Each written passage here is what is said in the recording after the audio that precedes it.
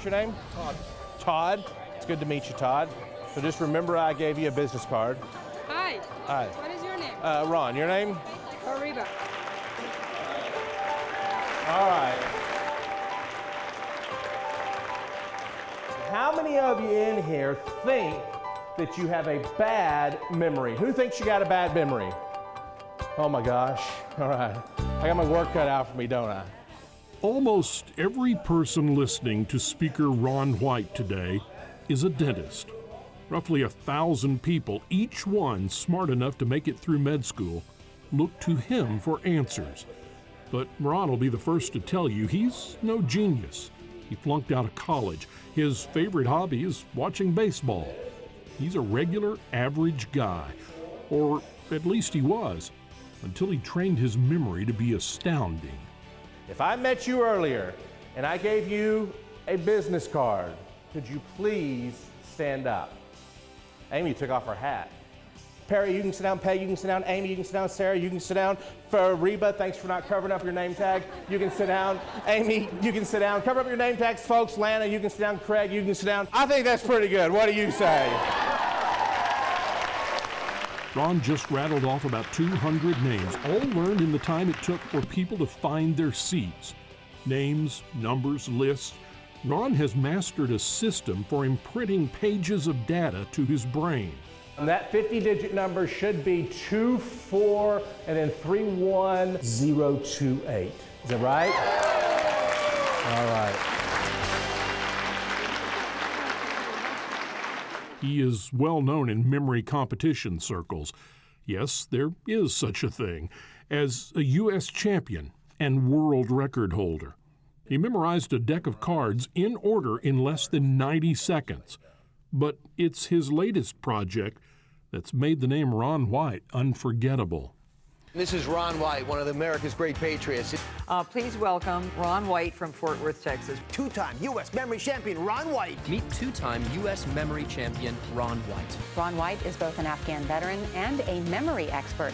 It's nearly 7,000 words in all. U.S. naval veteran Ron White remembered every one.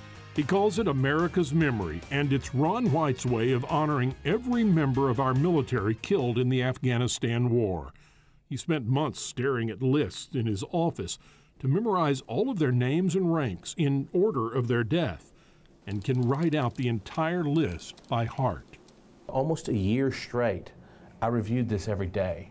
The whole point of me doing this is to say, I know these guys, I care about these guys, and I'll never forget them. Ron himself is a veteran of that war. He knows it could have been his name on that wall, that his friends and parents could have faced the heartbreaking news. So Ron travels the country reminding us all about the sacrifices of his brothers and sisters. Normally he performs at fairs, festivals, or ball games, but this time, well, he's gotten special permission to take the wall directly to his fellow soldiers.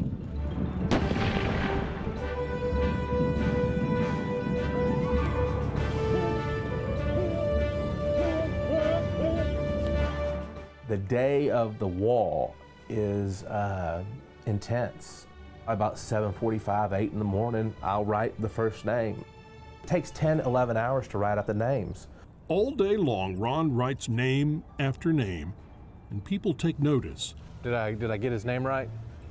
Members of our military stop by to be moved by the wall. Some shake his hand, others slip him donations, and they all remember someone special.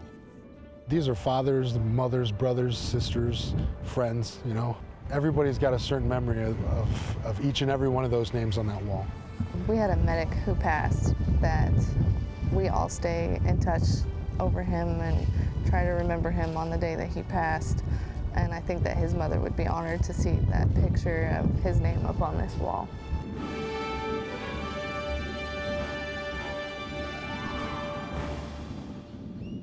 .328. James White. .329. Yeah, that's Specialist Rogelio Gonzalez Garza.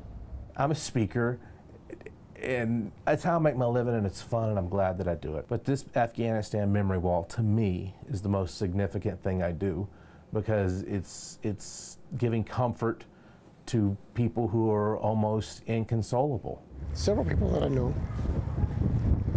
that I've deployed with that I've lost. So this is something I think that everybody should be able to see, and it gives the families the chance to know that their family members have not been forgotten. If you could speak to the people whose names are on that wall, what would you say to them? Everything that you have fought for, believed in, and done has not been forgotten, will not be forgotten, and this nation will always be forever in your debt.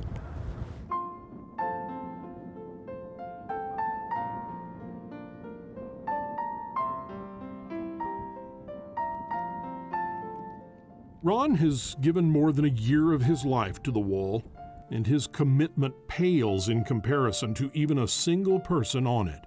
People like Sergeant First Class Kenneth Westbrook, Private First Class Mariano Raimondo, and others yet to come, who gave all they had. It's their memories and their permanent sacrifice that will drive Ron to continue the wall long after the war is over. This project is about the men and women who lost their lives. It's about the kids who don't have moms and dads anymore. It's about the empty chair at the Thanksgiving Day table for the rest of their life. And whether we pull out of Afghanistan in a month or a year or whenever, that's never going to change.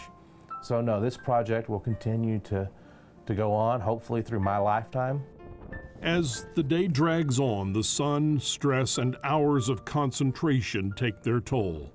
7,000 words aren't easy for anyone to know, even a memory champion. Ron White carefully, deliberately prized the last few names from the corners of his mind, and when number 2235 appears, these people, the men and women he now knows, take one final salute from the man who will never forget them. I hope it doesn't end. I want to continue to do this as long as my brain is healthy. What I would love, I'd love to get a car and trailer and pull this thing around the United States and just stop in cities and small towns and just drive it around the country for the rest of my life, writing these names out, keeping their memory alive.